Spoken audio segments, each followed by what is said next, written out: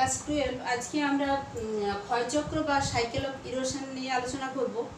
তো cycle of erosion বলতে কি না, ক্ষয় যখন চক্রাকারে হয়, এখানে শুধু ক্ষয় কাজের প্রক্রিয়াটা নয়, বা যে শুধু একটা মাত্র প্রাকৃতিক শক্তি, একটা মাত্র ভূমিরূপের ক্ষেত্রে নয়, এটা বিভিন্ন ধরনের ভূমিভাগ, সেটা মানে যে কোনো অঞ্চলে হতে পারে, কিন্তু অবশ্যই অঞ্চলটাকে উত্থিত হতে হবে এবং তার উপরে আস্তে আস্তে ক্ষয়ের প্রক্রিয়াগুলো হতে থাকবে। এবং এই যে বললাম যে বিভিন্ন প্রক্রিয়া কাজ করে, বিভিন্ন প্রক্রিয়া বা বিভিন্ন শক্তি, আর সেগুলো নদী, হিমবাহ, বায়ু সব কিছুই হতে পারে, কিন্তু নদী যেহেতু সব জায়গাতেই প্রবহমান, মানে নদীর ক্ষয়কার্যের প্রক্রিয়াটা যেহেতু সব জায়গায় দেখা যায়, সেই জন্য নদীর যে ক্ষয়কার্যের প্রক্রিয়া বা নদীর যে ক্ষয়চক্র, সেই ক্ষয়চক্রটাকেই স্বাভাবিক ক্ষয়চক্র বলে ধরে নেওয়া হয়। এবং এই স্বাভাবিক ক্ষয়চক্র মতবাদের প্রবক্তা হচ্ছেন মার্কিন ভূবিজ্ঞানী উইলিয়াম মরিস ডেভিস। তিনি কত সালে তত্ত্বটার প্রবর্তন করেছেন? 1899 সালে। 1899 সালে এই তত্ত্বটি দিয়েছেন শুধুমাত্র নদীর ক্ষয়চক্রকেই বা নদীর কাজকেই ভিত্তি করে। পরবর্তীকালে আমরা এলসি কিংয়ের মতবাদ পাবো, পেঙ্কের মতবাদ পাবো। ডেভিসের ক্ষয়চক্রেও ডেভিস যেটা বলেছেন সেটা হচ্ছে landscape is a function of structure, process and stage. অর্থাৎ কিসের ফাংশন না, স্ট্রাকচার বলতে কি ভূমিভাগের গঠন, প্রসেস বলতে বিভিন্ন পদ্ধতিগুলো, স্টেজ বলতে কি না বিভিন্ন পর্যায়। এই সমস্ত কিছু নিয়ে আলোচনা করব, কিন্তু তার জন্য আমার 2-3টে ক্লাস লাগবে। আজকে শুধুমাত্র চ্যাপ্টারটাকে ভালো করে জানার জন্য বেশ কিছু এমসিকিউ কোশ্চেন নিয়ে আসবো, যাতে পুরো টপিকটা কাভার হয়ে যায়, তোমাদের একটা ধারণা তৈরি হয়। এরপরে আমরা ডেভিসের ক্ষয়চক্র মতবাদ মানে লং কোশ্চেন হিসেবে যাব। আজকে ডেভিসের ক্ষয়চক্রের উপরেই বেশ কিছু কোশ্চেন থাকবে, সেই কোশ্চেনগুলি পরপর আলোচনা করবো। তাহলে প্রথম কোশ্চেন যদি বলি 1 নম্বরে, তাহলে ক্ষয়চক্র কাকে বলে?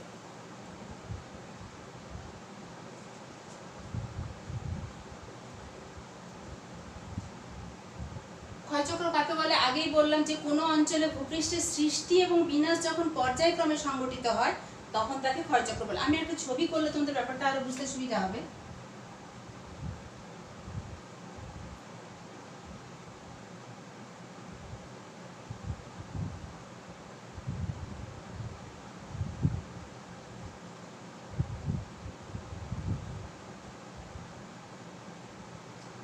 নদী যখন কাজ করে তার প্রথম যৌবন অবস্থায় বা যেখানটা উচ্চ অংশ, সেই অংশে এই রকমভাবে এই যে বললাম অঞ্চলটাকে উত্থিত হতে হবে, কারণ না কোনো একটা অঞ্চল উত্থান হলেই তার উপরে আস্তে আস্তে ক্ষয়কার্যের প্রক্রিয়াগুলো চলতে থাকে, এবং চলতে থাকে কতক্ষণ পর্যন্ত না, এটাকে বলে বেস লেভেল অফ ইরোশন, অর্থাৎ নদীর ক্ষয়কার্যের শেষ সীমা। এটা একটা শর্ট কোশ্চেন হিসেবে ইম্পর্টেন্ট। নদীর ক্ষয়কার্যের শেষ সীমা কোথায়? না, সমুদ্র সমতল। দেখো প্রথমে যে অংশটা দেখতে পাচ্ছি, এই উপরের যে অংশগুলো উঁচু, এটা হচ্ছে জলবিভাজিকা, আর নিচের যে অংশটা সেটা হচ্ছে নদী উপত্যকা। তাহলে নদী উপত্যকা কি করেছে না, গভীর খাত সৃষ্টি করেছে, এবং জলবিভাজিকা থেকে, অর্থাৎ জলবিভাজিকা যেটা উপরের অংশ, সেখান থেকে খাতের মানে গভীরতাটা অনেকটাই, তার পরবর্তী অংশে দেখো সেটা কিন্তু অনেকটা ক্ষয় পেয়ে কমে গেছে, এবং তার পরবর্তী অংশে প্রায় সমতল ভূমিতে পরিণত হয়েছে, এবং সেটাই হয় বার্ধক্য অবস্থায় এসে সমপ্রায় ভূমিতে পরিণত হয়। তাহলে এই যে বললাম সৃষ্টি ও বিনাশ পর্যায়ক্রমে সংঘটিত হয়, সেটা হচ্ছে ক্ষয়চক্র। দ্বিতীয় কোশ্চেন কি না, স্বাভাবিক ক্ষয়চক্র কাকে বলেন? না, তখন বলবো কি না, নদী কাজের মাধ্যমে ভূপৃষ্ঠের যে ভূমিরূপের বিবর্তন। তাহলে দ্বিতীয় কোশ্চেন, স্বাভাবিক ক্ষয়চক্র কাকে বলে?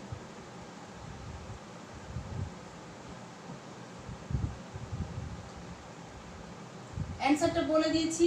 3 নম্বরে চলে যাই, ক্ষয়চক্র মতবাদের বা স্বাভাবিক ক্ষয়চক্র মতবাদের প্রবক্তা কি?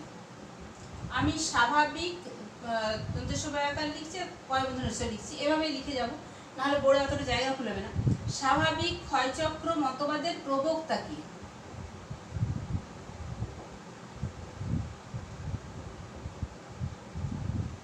এটার অ্যান্সারটা লিখে দিই, তাহলে তোমাদের সুবিধা হবে। William Morris Davies.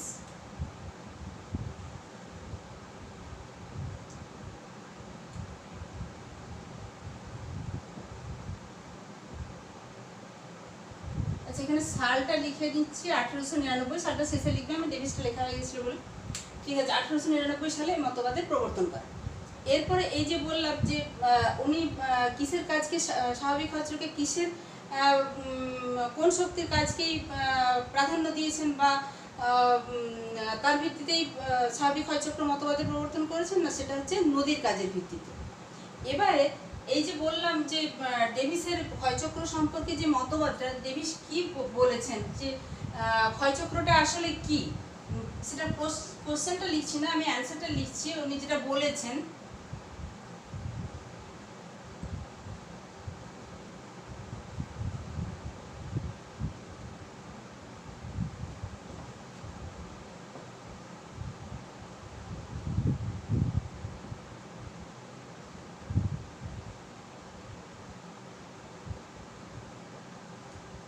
দেখো এই স্ট্রাকচার বলতে কি না গঠন, এই গঠনের মধ্যে অ্যাকচুয়ালি কি কি জিনিসগুলো যাবে না, গঠন বলতে শিলার যে ভূতাত্ত্বিক সংযুক্তি, কাঠিন্য, প্রবেশ্যতা, ভাঁজ, চ্যুতি, নতি,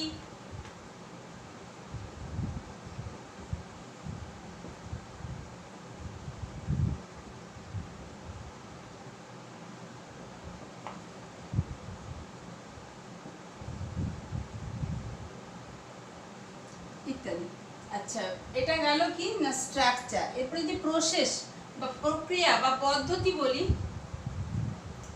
পদ্ধতিগুলো কি না অন্তর্জাত শক্তিও কাজ করতে পারে আর বহির্জাত শক্তিও কাজ করতে পারে। এই অন্তর্জাত শক্তি ব্যাপারটা নিয়ে আমরা সীমাটোজেনি বলে একটা টার্ম আসবো। আগে স্টেজটা শেষ করে দিই, সেটা হচ্ছে স্টেজ কি, বাংলাতে লিখছি যখন এটা লিখি, এটা হচ্ছে পর্যায়। স্টেজ বলতে পর্যায়, কোন পর্যায়ে, যেমন যৌবন, পরিণত, বার্ধক্য, এই যে পর্যায়গুলো অর্থাৎ সময়কাল। তাহলে এই যে টোটাল জিনিসগুলো এরই ফাংশন হচ্ছে কি না ল্যান্ডস্কেপ বা ভূমি। এরপরে যেটা বলছিলাম যে সীমাটোজেনি কাকে বলে, সীমাটোজেনি হচ্ছে যে ভূমিভাগের একটা বিশাল অঞ্চল জুড়ে সংগঠিত ভূ অভ্যন্তরীণ শক্তির যে কাজ, অর্থাৎ ভূ অভ্যন্তরে কাজটা হচ্ছে তার যে ভূপৃষ্ঠের উপরে তার যে প্রভাব পড়ছে।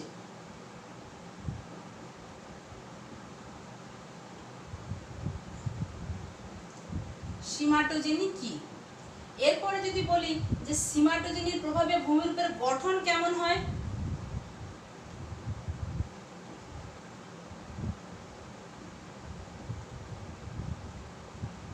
আমি শুধু লিখছি ভূমিরূপ কেমন হয়, এখানে বলবে গঠন কেমন হয়। আমি যেভাবে বলছি সেভাবে তোমরা লিখে নেবে। না এটা হচ্ছে বক্রতাযুক্ত গম্বুজাকৃতি, উত্তর হচ্ছে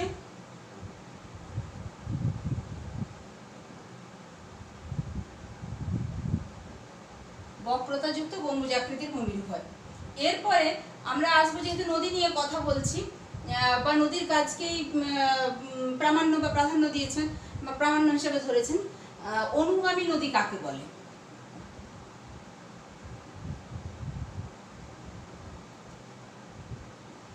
আমি অনুগামী নদী করে জিজ্ঞাসা চিহ্ন দিলাম। অনুগামী নদী কাকে বলে না, ভূমিভাগের প্রারম্ভিক ঢাল ও নতি অনুযায়ী, যেটা প্রারম্ভিক ঢাল সেই অনুযায়ী যখন নদী প্রবাহিত হয় তখন তাকে বলছি অনুগামী নদী। এরপরে বলছি পর্যায়িত ঢাল কি,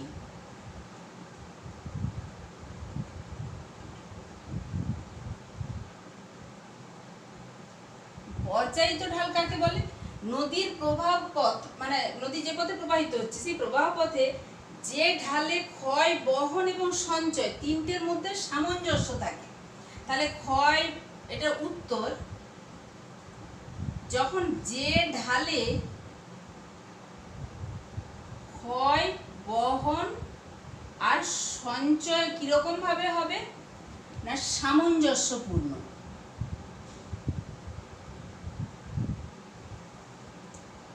আচ্ছা, 9 নম্বর কোশ্চেনে যদি যাই, তাহলে ডেভিস বলেছেন কি না এই উত্থান এবং ক্ষয়কাজ, আমি বলেছি কি প্রথম থেকে যে একটা ভূমিভাগ উঁচু হতে হবে, সেক্ষেত্রে ভূমিভাগের উত্থান ঘটলো তারপরে ক্ষয়কার্যের প্রক্রিয়াগুলো শুরু হয়। ডেভিস বলেছেন এই উত্থান এবং ক্ষয়কার্যের প্রকৃতিটা কেমন হবে, ডেভিসের মতে উত্থান ও ক্ষয়ের প্রকৃতি কি রূপ?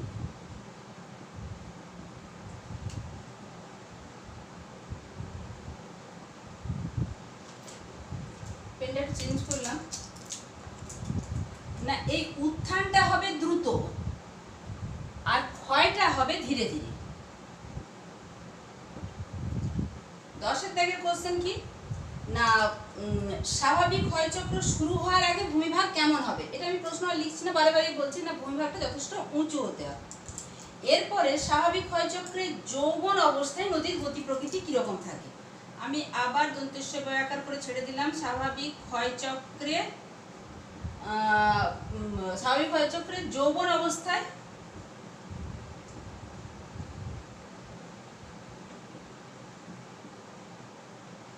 ভূমির প্রকৃতি। একই সঙ্গে লিখে যায় স্বাভাবিক ক্ষয়চক্রে পরিণত অবস্থায় ভূমির প্রকৃতি। স্বাভাবিক ক্ষয়চক্রে বার্ধক্য অবস্থায়, ওই যে বললাম ভূমিরূপটাকে যৌবন পরিণত বার্ধক্য, উত্থিত হয়ে গেছে, তার উপরে নদীর কাজটা শুরু হবে। অবস্থায় ভূমিরূপের প্রকৃতি কিরকম হবে না, স্বাভাবিক ক্ষয়চক্রে যৌবন অবস্থায় নদীর নিম্নক্ষয় বেশি হবে।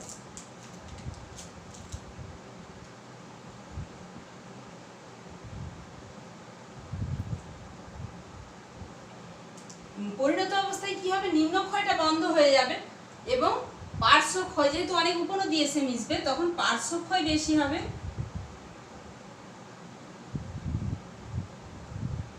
ক্ষয় কম, সঞ্চয় হতে শুরু করবে এবং বার্ধক্য অবস্থায় ওই যে সঞ্চিত পদার্থের পরিমাণ অর্থাৎ সঞ্চয় পরিমাণ বৃদ্ধি পাবে।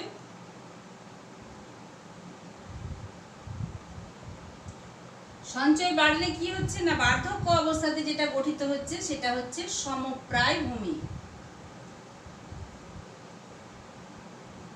কি গঠিত হয়েছে না, প্রায় সমতল ভূমিভাগ, এবং এই প্রায় সমতল ভূমিভাগ ও এর উপর যেটা গঠিত হয় সেটা হচ্ছে মোনাড নক। মোনাড নক কাকে বলে না, প্রায় সমতল ভূমির উপর যে ছোট টিলার অবস্থান করে তাকে বলছে মোনাড নক। তাহলে আমি পরের কোশ্চেনে চলে যেতে পারি যে এটা সমপ্রায় ভূমি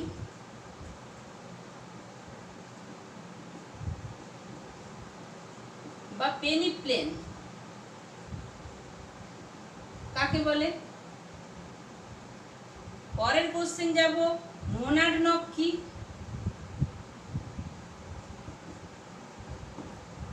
হলো। এরপরে যদি বলি যে আমার ক্ষয়চক্র সমপ্রায় ভূমি গঠিত হয়েছে, তার উপর টিলা গঠিত হয়েছে, এই মোনাড নকগুলো যদি মরু ক্ষয়চক্রে দেখি তখন কিন্তু সেই ভূমিরূপকে বলছে, অর্থাৎ মরু অঞ্চলে এরকম সমপ্রায় ভূমির উপর নয়, বিক্ষিপ্তভাবে ছড়িয়ে থাকা টিলাকে বলছে ইনসেলবার্জ। আমি উত্তরটা লিখছি না, উত্তরটা বলে দিলাম।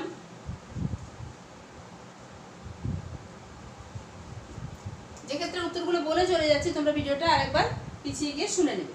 ইনসেলবার্জ কি, তাহলে এটা হচ্ছে মরু ক্ষয়চক্রের ব্যাপার হলো। এবার ইনসেলবার্জ কোন শিলায় গড়ে ওঠে?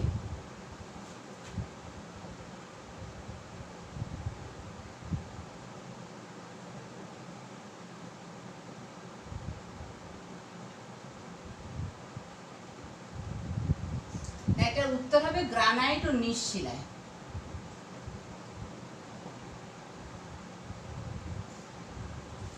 আচ্ছা, তোমরা এখানটা দেখতে, মানে আমি মুছছি না বোর্ডটা, তোমরা যাতে লিখতে পারো। আচ্ছা, পরের কোশ্চেনে আমরা চলে যাব কি, দুটো তত্ত্ব বা থিওরি, সেটা হচ্ছে আবদ্ধ নিয়ম তত্ত্ব আর উন্মুক্ত নিয়ম তত্ত্ব। আবদ্ধ নিয়ম তত্ত্ব কোনটা না, ধরো মানে যে প্রক্রিয়াটাতে অতিরিক্ত বাড়তি কোনো শক্তির দরকার হবে না, শুধুমাত্র প্রাথমিক শক্তির মাধ্যমেই বিভিন্ন যে বিষয়গুলো, এই যে ক্ষয় বহন সঞ্চয় ইত্যাদি ইত্যাদি বলছি, বা বিভিন্ন ভূমিরূপে বিভিন্ন পর্যায়ের কথা বলছি, বাইরের কোনো শক্তি ছাড়াই শুধুমাত্র প্রাথমিক শক্তির দ্বারাই যখন পারস্পরিক সম্বন্ধ স্থাপিত হবে তখন তাকে বলছি আবদ্ধ নিয়ম তত্ত্ব। আচ্ছা, আবদ্ধ নিয়ম তত্ত্ব কি?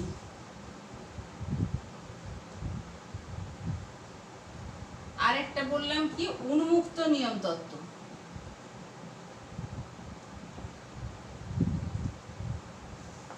উন্মুক্ত নিয়ম তত্ত্বটা কি বলছি শুনে নাও, সেরকম ভাবে তোমরা লিখে নেবে। না, প্রাথমিক ও অতিরিক্ত, মানে এক্ষেত্রে দুটোই বলছে। সেখানে কিন্তু শুধুমাত্র প্রাথমিক ছিল, অতিরিক্ত কোনো শক্তির সাহায্য ছাড়াই ছিল। এখানে বলছি প্রাথমিক এবং অতিরিক্ত শক্তির মাধ্যমে যখন পারস্পরিক বিষয়ের মধ্যে সম্বন্ধ স্থাপিত হয় তখন তাকে বলছে উন্মুক্ত নিয়ম তত্ত্ব। এই স্বাভাবিক ক্ষয়চক্র অর্থাৎ ডেভিস বর্ণিত যে স্বাভাবিক ক্ষয়চক্র, সেটা যদি বলি যে কোনটার মধ্যে পড়ছে, কোন নিয়ম তত্ত্বের মধ্যে পড়ছে, না সেটা হচ্ছে পড়ছে আবদ্ধ নিয়ম তত্ত্বের মধ্যে। এরপরে একটা জিনিস পড়বো, সেটা হচ্ছে নদীর পুনর্যৌবন লাভ কাকে বলে।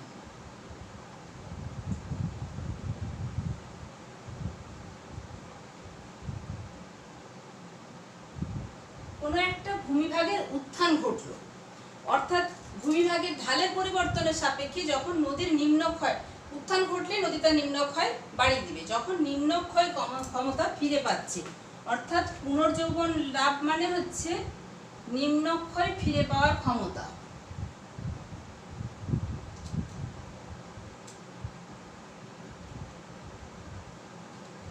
এর পরের কোশ্চেন কি না, যদি বলি যে আমরা এবার ডেভিস ছাড়াও আর যারা যারা মতবাদ দিয়েছেন মোটামুটি এই টার্মগুলো আসে। এরপরে যখন লং কোশ্চেন আলোচনা করব তখন তো ডিটেল করবোই, তার মধ্যে যদি কোনো শর্ট কোশ্চেন থেকে থাকে সেগুলো তখন বলে দেবো।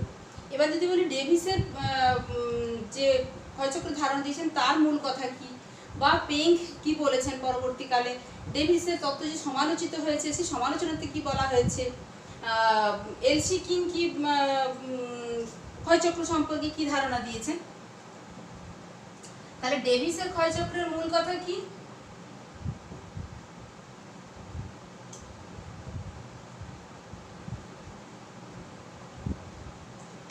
এখানে লিখবে যে ভূমিরূপের বিবর্তন হচ্ছে কিরকম ভাবে হবে, না যৌবন পরিণত বার্ধক্য অবস্থার মধ্য দিয়ে হবে।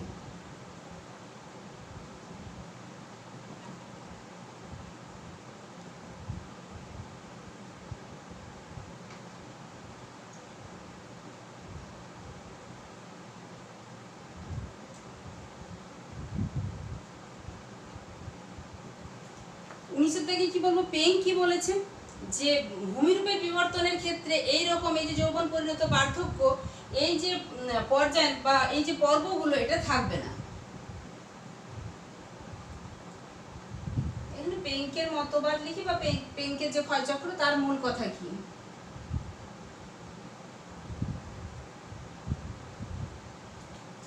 তিনি বলেছেন বিবর্তনের ক্ষেত্রে অর্থাৎ ভূমিরূপের বিবর্তনে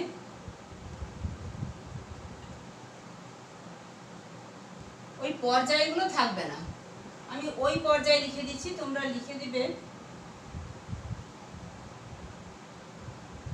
যে এরকম যৌবন পরিণত বার্ধক্য এরকম কোনো পর্যায়ের মধ্য দিয়ে যাবে না। এলসি কিং বলেছেন, এলসি কিং এর মতের মূল কথা কি,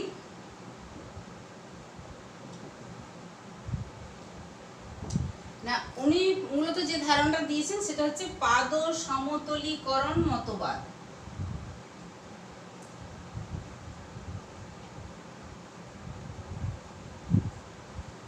অর্থাৎ এলসি কিং এর মতবাদটা হচ্ছে শুষ্ক মরু অঞ্চলে